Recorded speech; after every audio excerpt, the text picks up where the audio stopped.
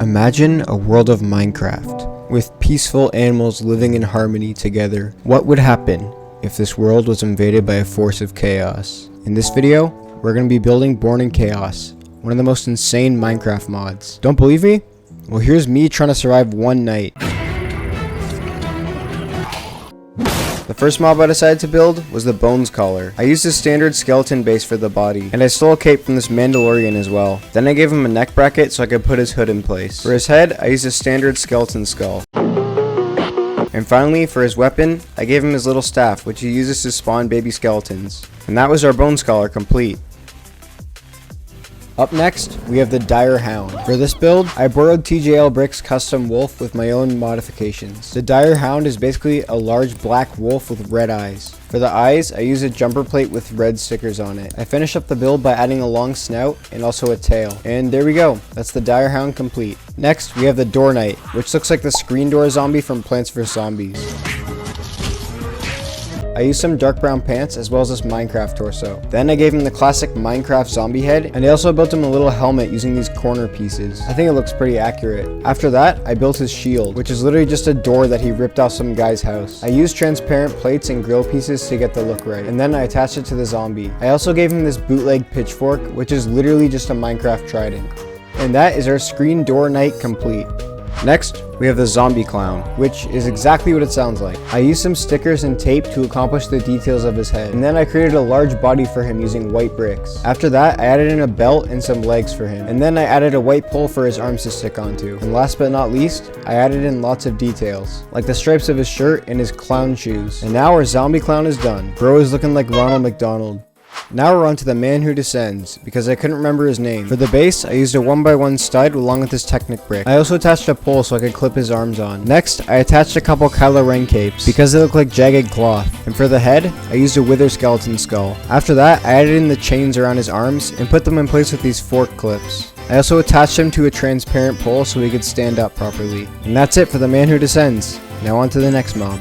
Our next mob from Born in Chaos is this pumpkin farmer guy. So I took a training dummy, a zombie villager, and an enderman, and combined them together. I used 1x2 brown Technic bricks for the base, and then I used one of these snot bricks so I could attach tiles to the side. I used 1x6 black tiles for the arms and legs. For the head, I used a standard Minecraft pumpkin head with a farmer hat. And now our pumpkin farmer guy is ready to farm. Up next, we have my favorite of the Born in Chaos mobs, the skeleton Thrasher. I started off the build with one of these snot bricks, and then I added in some white studs and clips to support the rest of his body. Next, I gave him a standard skeleton head, and then I added in the supports for his armor as well as his arms. I used these snot corner bricks so I could attach his armor, which I used these 2x2 purple tiles for. I attached them on all sides to the snot bricks, and it ended up looking pretty accurate. After that, I used these plates and clips for his arms, and then I built the rest of his skeleton torso using white jumpers and plates. I also had to figure out a way to attach his legs, so I used these pieces here, and some standard Lego Minecraft skeleton legs. Now that the main build of the skeleton Thrasher was done, I just needed to build his shield and hammer. Once I added them in, he looks much better.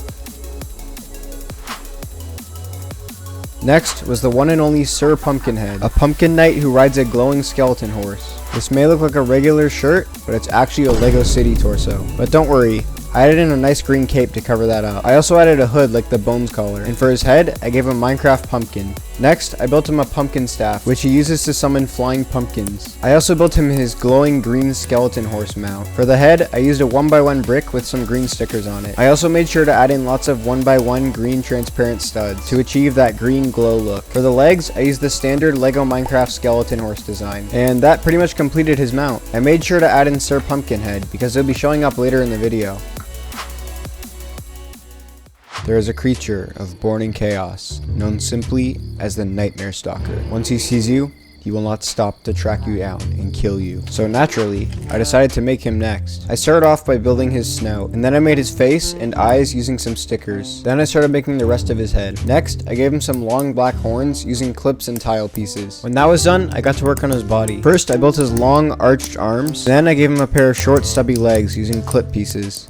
Now for his torso, which I made using black plates. Once I was done that, I realized I forgot to add a neck connector for the headpiece, so I had to do some minor troubleshooting. Finally, I connected all his arms and legs, and our Nightmare Stalker was complete. With all the mobs complete, I decided to move on to building a structure, so I settled on this Firewell.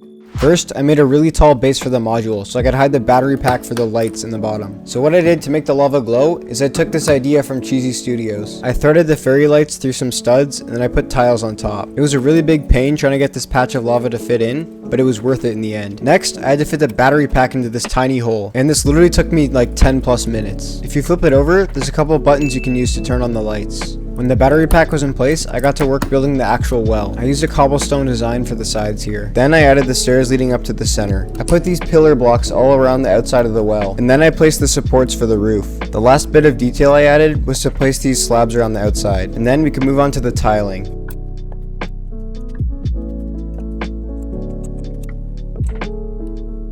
I think Sir Pumpkinhead needs a well-deserved home, so I put him here. But he's gonna have to fight for the space against Steve. This well looks pretty good, but it's still missing a roof, so I made one out of black tiles and plates. And then I put it in place to complete the module. Now let's see if the light feature works. And that worked way better than I expected it to. I also turned off the lights to see how it looked. Check out these other videos if you want to see me build some more insane Minecraft mods. And consider subscribing, because it would help me out a ton.